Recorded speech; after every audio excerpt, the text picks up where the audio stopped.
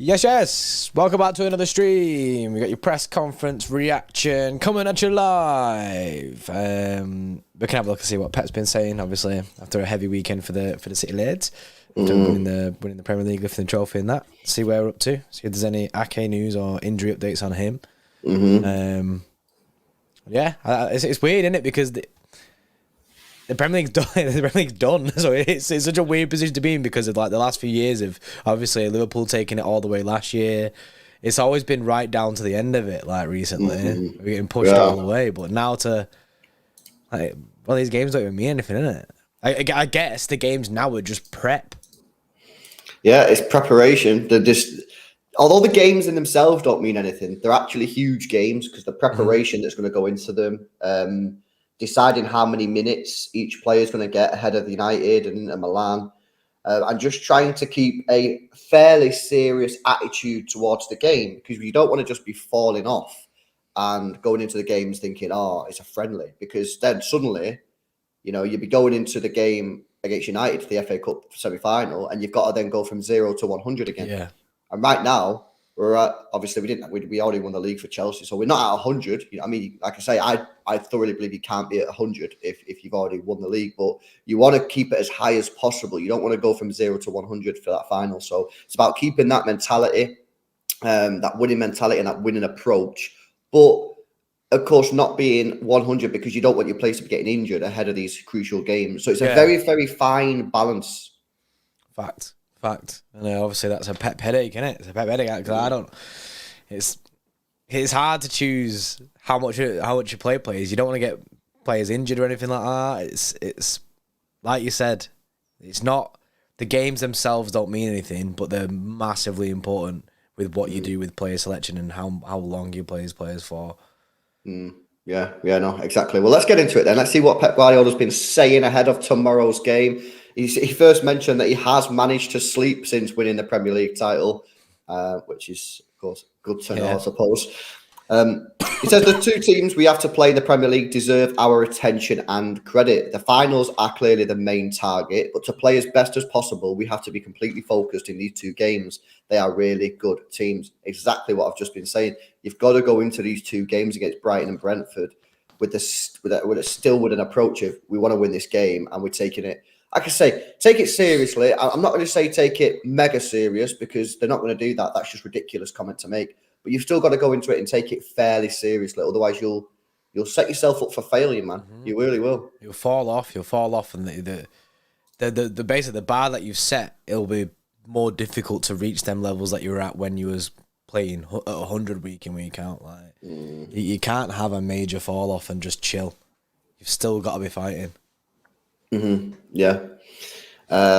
He was then asked about injury updates. He says there are some players with niggles. I don't know what that actually means. Are they actually injured or are they just absolutely seshed out the mind? Yeah. And he said Nathan Ake is getting better, but he doesn't. The way he said it, I was watching it. The way he said it, he's not going to be available for tomorrow, I don't think. But he should be available for United, which is the main thing. Is he going to be back for the finals? It sounds like he is, which is good. He says, the influence for everyone, 5 minutes can be important as the rest of the minutes. Everyone has been involved for the fact that we are where we are. And he says, and then he goes on to talk about De Zerbi. He says, pay attention to what I'm going to say because I am pretty convinced I am right in what I am saying. I am pretty sure Roberto De Zerbi is one of the most influential managers of the last 20 years. And then he says, it's like a Michelin star restaurant. It's unique. Bro, I used that phrase. This guy definitely watches the channel, man. All I need him to do now, bro, is talk about a Chinese buffet, and he's a City Extra member confirmed. Pep, if you're watching this, you need to low key add in Chinese buffet at some point, and then we will know what no one else will know besides us and the City Extra gang, innit? Like, bro, I love how Michelin star restaurant is now like your phrase. I've not heard that phrase for years, man. And I used it like a couple of weeks ago. Boom, it goes and pops it out, man. So all we need him to do now is talk about a Chinese buffet. We're good to go. And it's confirmed, man. It's confirmed. See, Mohammed here with a super chat says, play the academy for the last two games. Can't do that. Because then you're just going to have all your first team having played no football for 2 weeks, then having to just get the levels back up against United and in a Champions League final. I just don't think it works, innit? Yeah, definitely. And he was then speaking about Brighton, and of course he always speaks highly about Brighton, but he says there is no team playing in the way they play. It's unique. I have a feeling they arrive in the Premier League, the impact would be great. I couldn't expect this in such a short time. They create 20 to 25 chances each game. They monopolise the ball. Everyone is involved. The keeper is like a holding midfielder. If you don't play a high level, he can do what he wants. They deserve the compliments and success that they have. And he's right, man. You know, Brighton are a sick team. Their main problem is they've just not scored enough goals. I mean, if I look at the Premier League table, if you look at their goals, fucking hell, man, why is Google just finished, man? Do you think it doesn't? Do you know on Google when you can type in like Premier League table, but then if you type Prem table, it doesn't come up. Yeah, put Prem table. It says send you to this website. It gives you links in it. It's like why, isn't it? Yeah. So I mean, Brighton, to be fair, they've scored 70, which is a lot higher than expected. But there are certain games that I've watched them, and they've just they've struggled to put the ball in the back of the net. I think when they score goals, they typically score a lot, but I think sometimes they can just struggle to put the ball in the back of the net. Now they've got this Evan Ferguson who's up top, who looks pretty decent. Obviously, Hugh would know more about him than we do. Obviously, the guy's Irish and that, but every time I've seen him play, though, he looks good. Looks like he looks good. Looks like he is a bagsman. Top finisher as well. Yeah. But I mean, they're a great side, and if they can just find the back of the net more regularly, then I think they'll be a really, really top team. And of course, spoke about it a bit this morning, though. They also need to keep hold of the players, which is obviously a key thing. He then went on to speak about Brentford and said Brentford can play completely different to Brighton. We beat Brighton, but they were better than us, and we suffered. Brentford beat us thoroughly. At the end, you have the information. Of course, the data cannot give you, as a person, mentality the way we play. Has to be related to the manager they have. It's more info, and you have to smell it. So he's very, very. He has a lot of praise, and to be fair, he's right about Brentford. Brentford were very, very good when they beat us 2-1 in the earlier season. They're by far the better team. Yeah. No, definitely. He said Brighton were better than us at home. I don't think they were better than us. They scored. They did play well though. They played well against us, Brighton, but they didn't create no chances. Did we beat them 3-1 in that? 3-1. It was Trossard scored a long range shot, but that was it. Really, they didn't really have too many other chances in that. So I wouldn't say they were better than us. They played well, but I wouldn't say they were better than us. Do you know Brighton for tomorrow? Have they got anything to play for yet still? Yeah. Of course they do. Yeah, they've got. They can try and get fifth.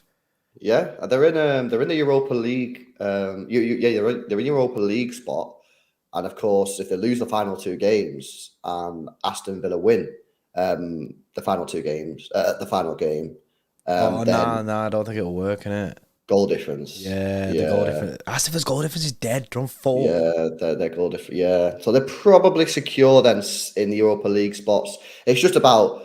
If Liverpool were to lose the final game, then they could technically finish 5th, which would be an incredible achievement. But it looks, looking from the table. Yeah, in the chat, Zoeb says it's confirmed. They are confirmed Europe. Yeah, they qualified. They're on the beach. Well, it looks like they've got that then. Well, I would say they're on the beach because they've got an opportunity to overtake Liverpool if Liverpool lose the last game of the season, which.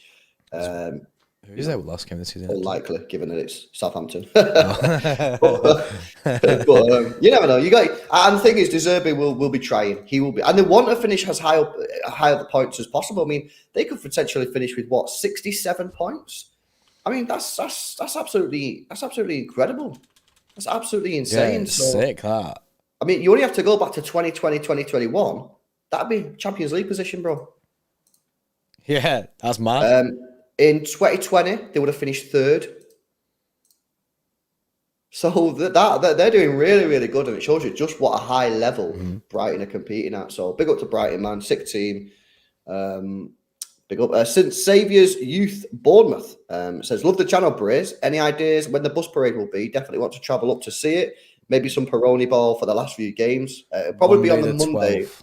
Yeah, Monday or maybe the Tuesday, depending on when they get back in it. But because probably going to be the Monday. Champions League Saturday, in it. Then Sunday free day, which you'd imagine they'd fly back on that Sunday, but it depends on how how it is, and then Monday parade that's the only thing that I could think. It was a Monday last year, wasn't it?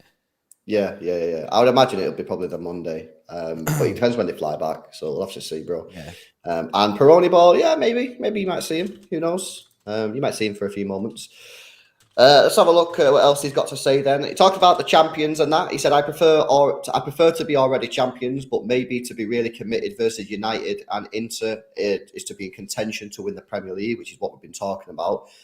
He says, they have to party. I don't know how they feel. They have to be ready to run a lot. The best way to prepare for the final is to be ready. The players set the standards and they have to maintain it. It's normal. The energy would drop. Arsenal play for just the Premier League. We have the FA Cup, Champions League. The energy we spend is massive. And he says it's normal. You drop, you have to avoid it or don't drop too much. Otherwise, the two teams can hurt us.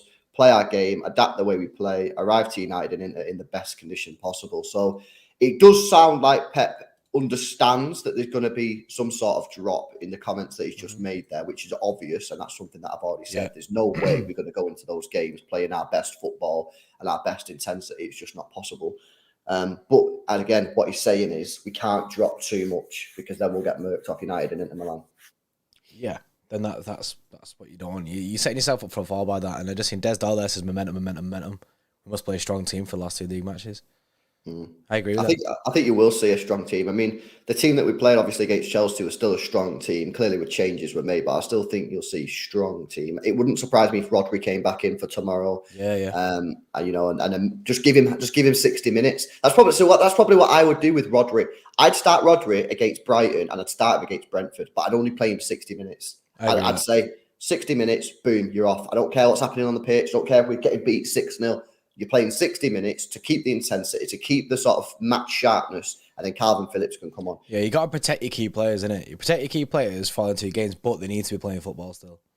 So, play the majority of the match, get off, regardless, like I say. That's the best plan, that. Speaking again about Brighton, he says, a master to passing to the man free, but when? Moving at the right time, the best team in the world for the tempo, and they pass to the man free. With the right tempo, they are the best. He's absolutely buzzing about Brighton, man. Like, fair dues. Then he asked about Ilkay Gundogan's future. He says he cannot tell you because he doesn't know. So, yeah, whether that's true or not, who knows? He was then asked about Erling Haaland and where has Erling Haaland improved his game the most? He says what he has to do is be happy and to play the best he can for the rest of the season and next season. He decides what he can do better. I'm not concerned about next season, which is, I suppose. Yeah. And Haaland, to be fair, whenever you listen to Haaland in interviews and that, he's always talking about he needs to improve. Always about being better, innit? And about learning. Because if you can't learn and become better, then you've peaked. He doesn't see himself as that. So we've seen Haaland improve anyway, like throughout the season, haven't we? Like it's mad. You can see the Harry Kane side of it that Pep's trying to instill in Haaland. You can see it in all those games where he drops deep and you're thinking it's like having Harry Kane, and that's definitely what Pep wanted. So yeah, onwards and upwards for him, and it's great. He's done so much in his first season that it's scary to think that he might be able to do this again. He might be beating his own records next year, which is mad. Yeah, no, factual. And then he was speaking about Sergio Busquets, but I'm not going to read that out. It's got nothing to do with the game. But yeah, there you go then, guys. So, Pep Guardiola, the main takeaways from that press conference for me are that Pep understands that there's going to be a drop-off in performance in these next 2 games. However, it's about limiting the sort of level of drop. And that's what it's about. It's about preparation. This is what these 2 games are. This is basically pre-season now. It is, yeah. And that FA Cup game is like the first Premier League game of the season. So how can we arrive in the best possible way for that first game? And it's about managing the players' minutes. You want to try and get as many minutes as possible into the players that are likely going to be playing in that game. You also want to make other players feel part of the squad, like your Cole Palmer and Sergio Gomez, Phillips and that. But ultimately, it's about getting into that FA Cup semi-final, in the best possible shape. And that's by playing the key players, but then taking them off after an hour or so. So it will be interesting to see what he does. I think you'll still see a bit of a mixed team tomorrow night, but I think you'll see some key players return. Yeah, Haaland will play, in my opinion, and Rodri will definitely play. Yeah, I agree with that. Foden probably could play some more minutes. He's not played that much football since he's come back from his appendix issue, so he could potentially start again. So just to get him some more minutes. But yeah. I think it's about player management now. The last 2 games, and I mean, it is preparation season. This is now preparation. We've got 2 games to prep for 2 major games. Yeah, absolutely, man. It's mad because we're going from 2 games that mean nothing to 2 games that could change things like massively. Like we go from in the next 2 games dead. 2 games after that, we could win a treble. That's levels that. So we need to be ready for it. Correct. Yeah, it's gonna be mad. So that's pretty much it. There were obviously more comments coming from the embargoed section tonight at 10:30. So make sure you're following City Xtra on Twitter, Instagram, Facebook, and that, so you can get the updates from the embargoed section of the press conference. That's the part of the press conference that we can't listen to right now as the general public, but we'll have the comments coming later on. And yeah, obviously tomorrow, watch along, another one. Jeez, man, they're coming thick and fast. It don't stop there. Got another game at the weekend. Then it's got a week where we'll just be twiddling our thumbs thinking, shit, FA Cup final, the first ever Manchester derby in a final. It's going to be absolutely mad. And then, of course, you got Champions League the week after that. So, bro, it's still like the Premier League might be done, but this season ain't over. Like this season ain't over by far. 4 more games, man. 4 more games. 2 of them, man, but 4 more games. Yeah, it's going to be crazy. If you're watching back on replay, let us know your thoughts in the comment section below. Guys, make sure you drop a like on the stream, man. We didn't even get 100 likes in it, so hit that thumbs up button. 4 more people to get 100 likes. Subscribe to the channel as well if you're new. And we'll catch you in a bit. See you later. See you in a bit.